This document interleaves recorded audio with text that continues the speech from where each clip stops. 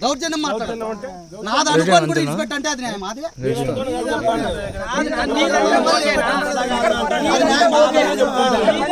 నాది అనుకోని ఇచ్చిపెట్టాలంటే న్యాయం అది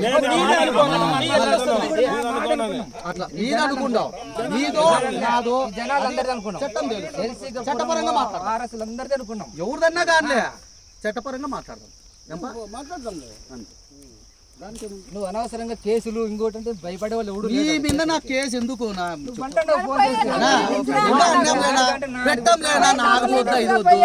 నీకెందుకు నా కేసులు పెట్టే నాకు అవసరం ఊరికి అనవసరంగా అమాయకులందరూ ఇరికిచ్చేసి లోపల చేపించేది కాదు. నా గురించి ఇరుక్కున్న వాళ్ళు ఎంతమంది ఉన్నారో నీ గురించి ఏమైనా వాళ్ళు ఎంతమంది ఉన్నారో నీకు తెలుసు నాకు తెలుసు. ఇప్పుడు ఇది జరిగే చెప్పన్నా ఏంది నా సొమ్ము అయితే నాకు వస్తుంది, మీ సొమ్ము అయితే తీసుకోకండి నీ సొమ్ముకు వచ్చే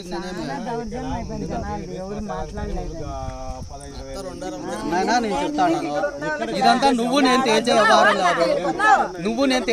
కాదు, ఆఫీసర్లు తేల్చాలా, ఆఫీసర్ల చేతిలో అమ్మినో అని అడుగు నారాయణ స్వామి చేపల నారాయణ స్వామి అని గొల్లగిరిలో ఉన్నాడు. నేనేంటి గొల్లగత్తాను నువ్వే పో ఇప్పుడు ఎట్లా నేను పిలిచినా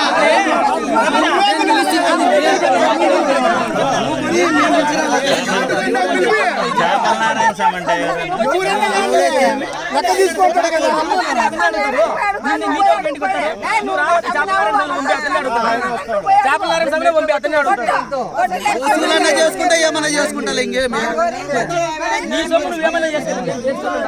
నేను ఏం చేసుకుంటానో చేసుకుంటా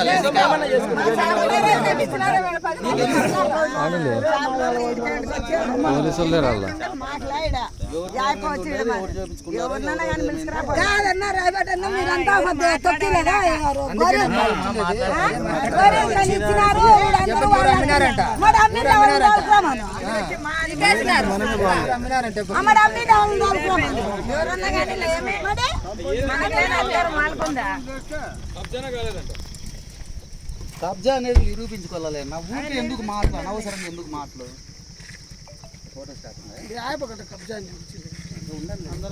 అందరికీ నా ఒకరికేం కాదు, ఈ అందరి స్థలం ఒకరికేం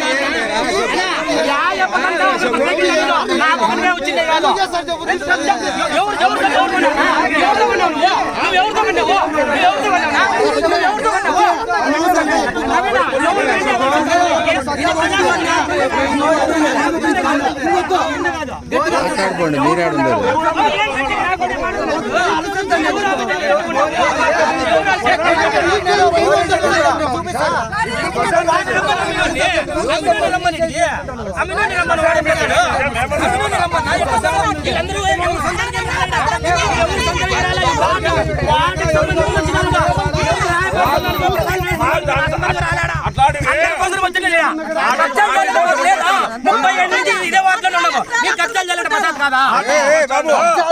అనొద్దండి.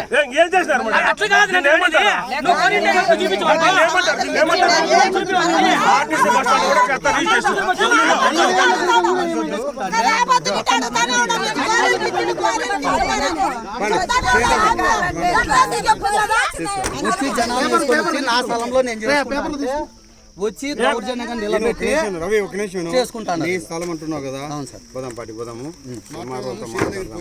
ఎంఆర్ఓ కానీ ఎవరన్నా కానీ ఈ అన్న స్థలం అంటున్నాడు. ఓకే నేనేం కాదన్నా, అన్నదే కాదులే, నేనేం కాదన్నా. అన్నకి ఎట్లొచ్చిందో చెప్పండి సార్. ఎట్లొచ్చిందో చూపిస్తా. నీకు చూపించే పని లేదు. ఎవరు అడిగారు?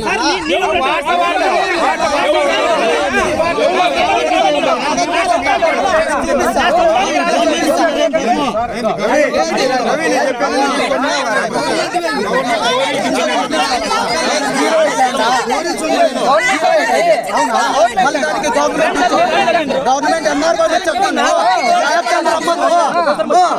అప్పుడు కాకపోతే గవర్నమెంట్ కాదు అంటే అప్పుడు దీనికంతా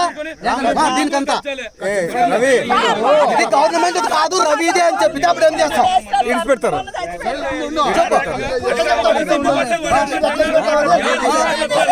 ఎంఆర్ఓ